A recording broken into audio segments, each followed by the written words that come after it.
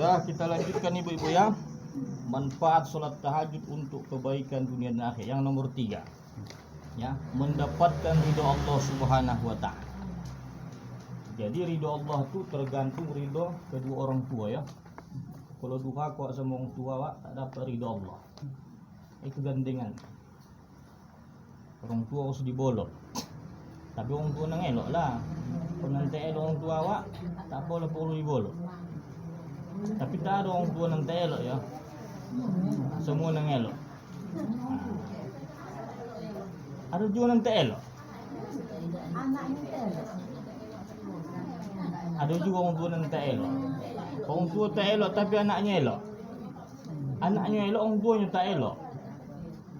Anaknya tak elok, orang tuanya elok. Yang penting orang tua tu elok, anaknya elok. Itu yang penting. Karena sesuatu yang baik itu akan menghasilkan hasil yang baik. Makan misalnya bubur yang bagus, tentu menghasilkan tubuh yang sehat, kan begitu. Karena bubur itu kita cari dari sesuatu yang bagus, yang halal. Maka kita dihasilkan beribadah dengan bagus. Tapi kalau kita cari sesuatu itu yang tak bagus, ibadah kita ditolak ya. Itulah Allah Subhanahu wa ta'ala. Kita membeli sesuatu dengan yang tidak bagus, maka baju yang kita pakai itulah Allah Subhanahu wa ta'ala dalam beribadah kepada Dia. Harus nang elok-elok lah. Harus bersih, tak apalah mahal. Tapi bersih dia, cara dia bagus. Itulah dia.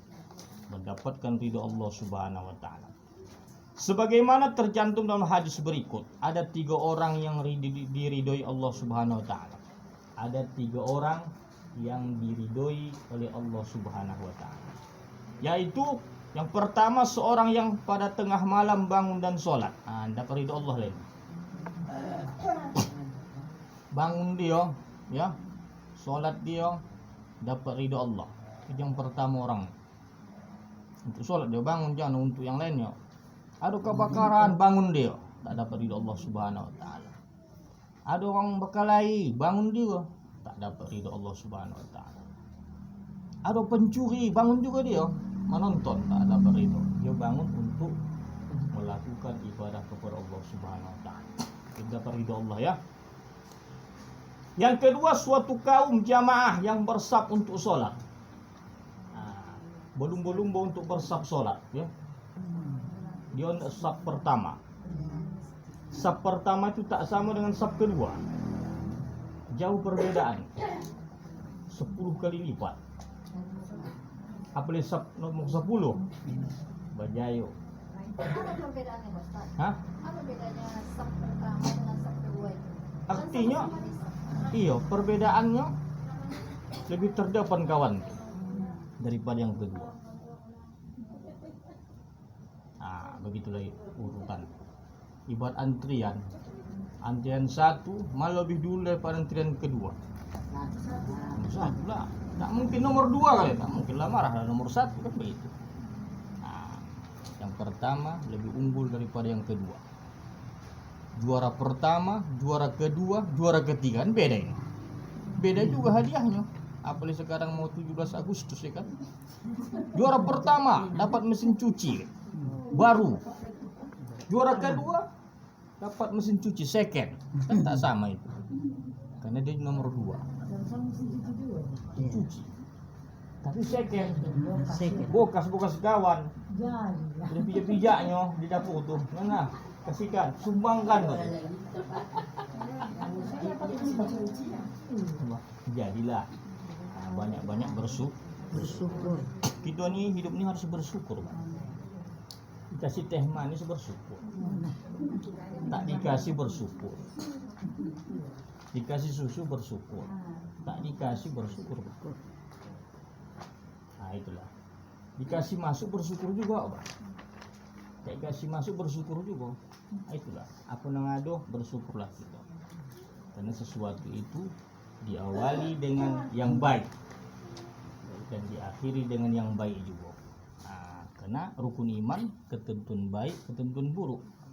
Jangan kalau dapat 6 buruk awak menyalahnya 6 buruk dapat juga. Syukur juga. Boleh saja yang buruk itu hatinya Baik. bagus. Nah, ya. Boleh saja wajah bagus itu hatinya buruk. Nah, tergantung manusia. Yang ketiga, yang dapat ridho Allah Subhanahu wa taala adalah suatu kaum yang berbaris untuk perang di jalan Allah. Nah, ini tak dapat kita. Suatu kaum yang berbaris berperang di jalan Allah Subhanahu wa taala. Mungkin perang dulu tak dapat kita, tapi perang sekarang perang melawan hawa nafsu, ya. Nafsu. Akal nafsu. Akal dapat menentukan sesuatu yang baik dan yang buruk, kan gitu. Nafsu dapat mengendalikan. Nah, ya. Nah, itu maka tanya Tuhan, hai akal, siapa kau, siapa aku? Aku akal, engkau Tuhanku, kan begitu. Itu akal. Nafsu, siapa kau, siapa aku? Aku nafsu, kau. Tak ada gue Tuhan. Yang kedua kali, hai nafsu, siapa kau, siapa aku? Aku, kau. Wah, marah Allah Subhanahu wa taala. Dirondamlah nafsu ini dalam neraka. Bertahun-tahun. Tahan tidak dia, kan? Barulah nafsu ini minta ampun kepada Allah Subhanahu wa taala. Ya Tuhan, kau Tuhanku, akulah nafsu.